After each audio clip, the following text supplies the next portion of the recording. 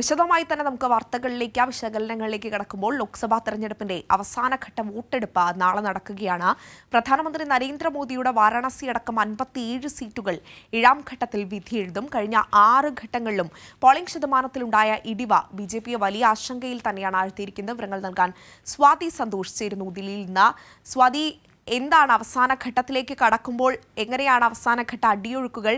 കഴിഞ്ഞ 6 ഘട്ടത്തിലും ഉണ്ടായ പോളിംഗ് ശതമാനത്തിലെ കുറവ് വലിയ ആശങ്കയിൽ തന്നെയാണ് ബിജെപിയെ ആഴ്ത്തിയിരിക്കുന്നത്. അതോടൊപ്പം തന്നെ ഇന്ത്യ മുന്നണി വലിയ ആത്മവിശ്വാസത്തിലാണ്. എന്താണ് ഏറ്റവും അവസാന ഘട്ടത്തിലെ പങ്കുവയ്ക്കാനുള്ള വിവരങ്ങൾ? അഞ്ജന, എന്തായാലും തെരഞ്ഞെടുപ്പിന്റെ അവസാന ലാപ്പിലേക്ക് എത്തുമ്പോൾ പ്രചരണങ്ങളെല്ലാം അവസാനിച്ചു. ഇന്ന് നിശബ്ദ പ്രചരണമായിരുന്നു.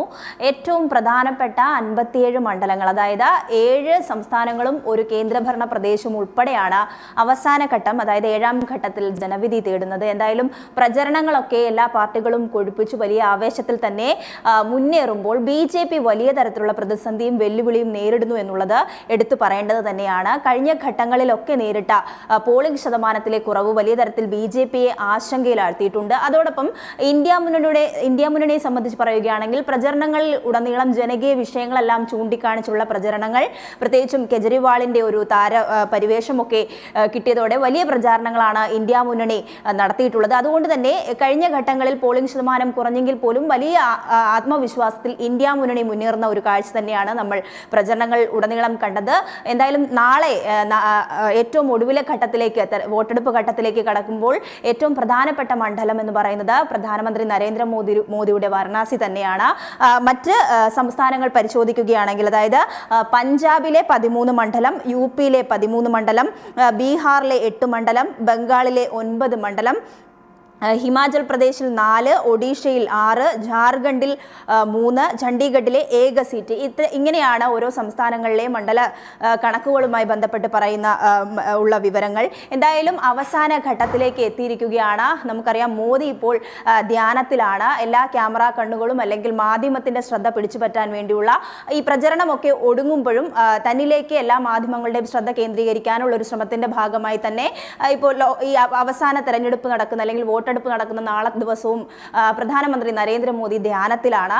കഴിഞ്ഞ പ്രചരണങ്ങൾ ഉടനീളം ബിജെപി ഉയർത്തിപ്പിടിച്ച കാര്യങ്ങളൊക്കെ തന്നെയും വലിയ വിമർശനങ്ങൾക്ക് കാരണമായിട്ടുണ്ട്.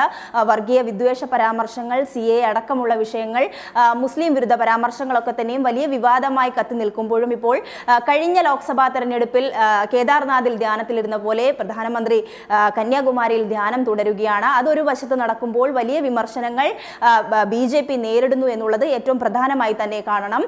കാരണം ഇപ്പോൾ പഞ്ചാബിലടക്കം, പഞ്ചാബ്, ഹരിയാനയിലൊക്കെ ഇപ്പോഴും കർഷക രോഷം നിലനിൽക്കുന്ന ഒരു സാഹചര്യമുണ്ട്. പ്രത്യേകിച്ചും 7ാം ഘട്ടത്തിലേക്ക് വരുമ്പോൾ പഞ്ചാബും ജനവിധി തേടുന്നുണ്ട്. പഞ്ചാബിൽ ബിജെപി പ്രവർത്തകർക്ക് പ്രചരണത്തിന് പോലും ഇറങ്ങാൻ കഴിയാത്ത സാഹചര്യം. കർഷകരൊക്കെ തന്നെയും ബിജെപി സ്ഥാനാർത്ഥികളുടെ വീടുകൾ വളഞ്ഞുകൊണ്ട് പ്രതിഷേധം രേഖപ്പെടുത്തുമ്പോൾ അതിലൊക്കെ മൗനം പാലിച്ചുകൊണ്ട് വലിയ വെല്ലുവിളിയിൽ തന്നെയാണ് ബിജെപി മുന്നോട്ട് പോകുന്നത് എന്ന് പറയേണ്ടി വരും. എന്നാൽ അവസാന ഘട്ട പ്രചരണങ്ങളൊക്കെ അവസാനിക്കുമ്പോൾ ആം ആദ്മി പാർട്ടിയും ഇന്ത്യ മുന്നണിയും അടക്കം വലിയ ആത്മവിശ്വാസത്തിൽ വിവിധയിടങ്ങളിൽ പ്രചരണത്തിലായിരുന്നു.